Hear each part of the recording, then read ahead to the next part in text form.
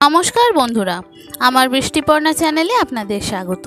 आज आमी चले एसेछि नारकेल दिए मोचार एकटा दुर्दान्त रेसिपि। एटा एकदम निरामिष रान्ना, जे कोनो निरामिष दिनेई एइभाবে नारकेल दिए मोचा तैरी करते पारेन।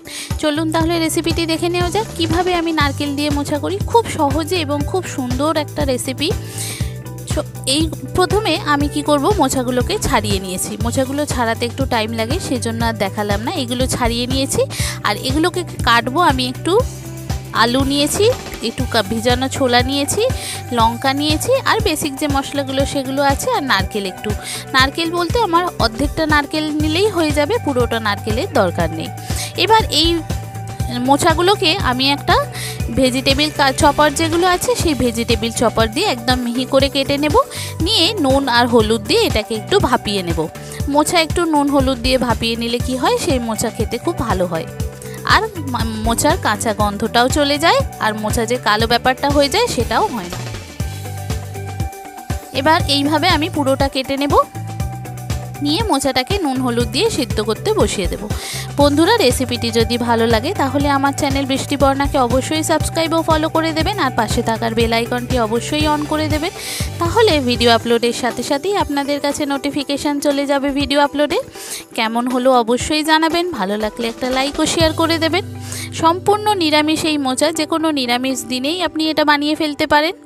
দারুণ সুন্দর খেতে হয়। দেখুন, সামান্য নুন আর একটু হলুদ দিয়ে এটা ভাপিয়ে নিয়ে তারপরে জলটা ছেঁকে নেব। একদম ফুটে গেছে, ভাপানো প্রায় হয়ে গেছে। একদম মিহি করে কাটা, খুব বেশি ভাপানোর এখানে দরকার নেই। মোটামুটি একটা করে ভাপিয়ে নিয়ে আমি এটা নামিয়ে ফেললাম। দেখুন, এবার একটা ফ্রাইং প্যান বসিয়ে দেব। সেখানে গরম মশলা, তেজপাতা, শুকনো লঙ্কা, জিরে সব ফোড়ন দেব। পরিমাণ মতো তেল দেব। এখানে যতটা আপনি মোচা করবেন সেই অনুযায়ী আপনাকে তেলটা দিতে হবে। দেখুন, এক এক করে শুকনো লঙ্কা, তেজপাতা, গরম মশলা আর দিয়েছি একটু জিরে। এই ফোড়নগুলো দিয়ে যখন এটা সুন্দর গন্ধ বেরোবে তখন যে আলুগুলো নিয়েছিলাম সেই আলুগুলো ভেজে নেব। আর এই আলুগুলো আমি একটু ঢাকা দিয়ে দিয়ে ভেজেছি, যেহেতু মোচাটা সিদ্ধ হয়ে গেছে। আলুটাকে একটু ঢাকা দিয়ে ভাজলে কি হবে, তাড়াতাড়ি সিদ্ধ হয়ে যাবে।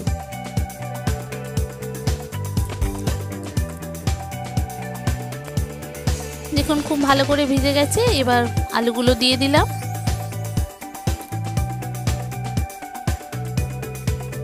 আলুগুলো ভালো করে নাড়াচাড়া করব। ঢাকা দিয়ে দিয়েই ভাজবো, তাহলে ভাজাটা ভালো হয়। এবার এখানে কাঁচা ছোলা, তারপরে নুন, হলুদ, জিরে গুঁড়ো, ধনে গুঁড়ো, আদা, সামান্য একটু চিনি দিয়েছি আর দিয়েছি একটু লঙ্কা।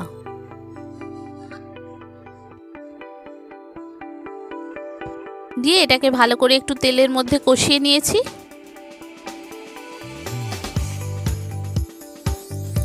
সব মশলাগুলো পরিমাণ মতো দিয়েছি, মানে আমার এখানে মশলার চামচের হাফ চামচ করে দিয়েছি।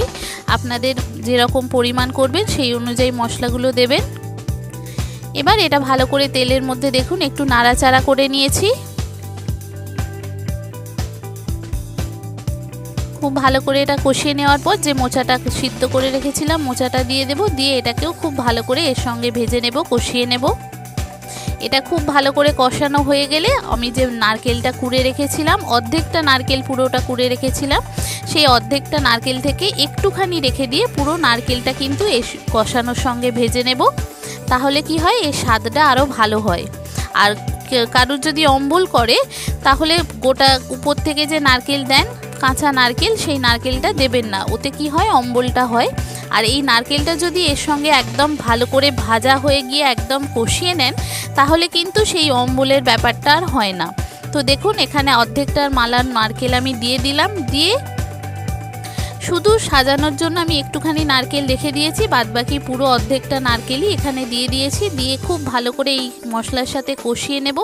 নিয়ে তারপর এটা পরিমাণ মতো অল্প জল দিয়ে এটা সিদ্ধ হতে বসিয়ে দেব। দেখুন, খুব ভালো করে কষিয়ে নিচ্ছি এখানটা।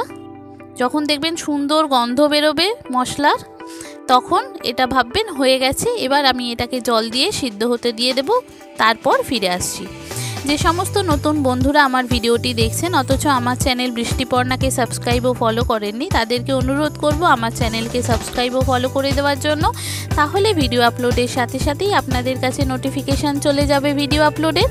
কেমন হলো অবশ্যই জানাবেন, ভালো লাগলে একটা লাইক ও শেয়ার করে দেবেন। দেখুন এটা একদম শুকনো শুকনো করব, আর নামাবার আগে একটু ঘি আর একটু গরম মশলা দেব। নিরামিষ রান্নায় একটু গরম মশলা আর একটু ঘি দিলে সেই রান্নার স্বাদ খুব ভালো হয়। আর হ্যাঁ, এখানে আমি একটু নুনটা চেক করে নিলাম, নুনটা আমার একটু দিতে লাগবে, তো সেই কারণে নুন একটু দিলাম, একটু গরম মশলার গুঁড়ো দিলাম, আর নামাবার আগে একটু ঘি দিয়ে দেব। ব্যাস, এত সুন্দর খেতে হয় এইভাবে নারকেল দিয়ে যদি মোচা করা হয়। এই নারকেল দিয়ে মোচা করলে এইভাবে কোনো দিন আপনাদের অম্বলও করবে না, শরীর খারাপও করবে না। আর যদি কাঁচা নারকেল উপর থেকে দিয়ে দেন, যদি সেটা ভাজা না হয়, কষানো না হয়, তাহলে কিন্তু সেটা অম্বল করতে পারে বা শরীর খারাপও হয়ে যেতে পারে। তো সেই কারণে নারকেলটা আমি এইভাবে করেছি, খুব সুন্দর খেতে হয়। নিরামিষ দিনে এইভাবে একবার ট্রাই করে দেখতে পারেন বন্ধুরা। কেমন হলো অবশ্যই জানাবেন, ভালো লাগলে একটা লাইক ও শেয়ার করে দেবেন। এবার এটাকে নামিয়ে ফেলবো, একদম রেডি। দেখুন গরম ভাতের সাথে নিরামিষ দিনে এত সুন্দর খেতে লাগে এইভাবে মোচা। আগে না খেয়ে থাকলে এইভাবে একবার ট্রাই করতে পারেন। কেমন হলো অবশ্যই জানাবেন, ভালো লাগলে একটা লাইক ও শেয়ার করে দেবেন। দেখেছেন কত সুন্দর দেখতে হয়েছে, খেতে অপূর্ব স্বাদের হয়। এইভাবে করলে সাজানোর জন্য দুটো লঙ্কা আর উপর থেকে সামান্য একটু নারকেল রেখে দিয়েছিলাম, সেটা দিয়ে দিলাম। দেখুন কত সুন্দর দেখতে লাগছে, খেতে অপূর্ব স্বাদের হয় এইভাবে করলে। আগে না খেয়ে থাকলে এইভাবে একবার ট্রাই করতে পারেন। কেমন হলো জানাবেন, ভালো লাগলে লাইক ও শেয়ার করে দেবেন। নতুন বন্ধু যারা আমার নতুন ভিডিওটি দেখছেন অথচ আমার চ্যানেল বৃষ্টিপর্ণাকে সাবস্ক্রাইব ও ফলো করেননি, তাদেরকে অনুরোধ করব আমার চ্যানেল বৃষ্টিপর্ণাকে সাবস্ক্রাইব ও ফলো করে দেওয়ার জন্য। তাহলে ভিডিও আপলোডের সাথে সাথেই আপনাদের কাছে নোটিফিকেশান চলে যাবে ভিডিও আপলোডের। কেমন হলো জানাবেন। দেখুন কত সুন্দর দেখতে হয়েছে, খেতে অপূর্ব স্বাদের হয় এই রকম নিরামিষ নারকেল দিয়ে মোচা। থ্যাংক ইউ বন্ধুরা।